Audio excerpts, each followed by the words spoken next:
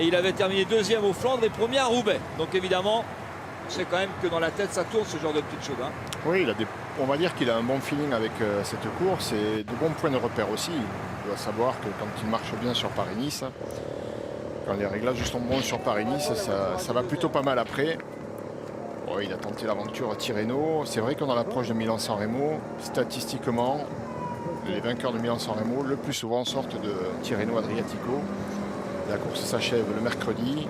San Remo, c'est le samedi. On est un petit peu toujours dans la même dynamique, mais quelques vainqueurs de Milan-San Remo sont aussi sortis de Paris-Nice. Bah, c'était le cas l'an dernier, notamment avec Mathieu Goss, qui était à Paris-Nice. On n'a quasiment pas vu de l'année. Hein. Depuis le début de l'année, on l'a pas vu, Mathieu Goss, quasiment. Peu vu. Oui, c'est juste. Peu vu. Alors qu'on a vu beaucoup de sprinters, hein, parce qu'il y a...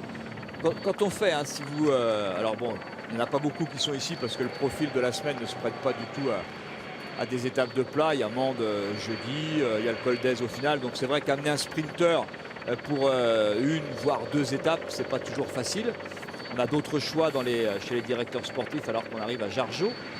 Mais quand on regarde, hein, quand on a la liste complète des grands sprinters, aujourd'hui, capable de gagner, c'était le cas notamment au Qatar où il y avait beaucoup de bons sprinters avec...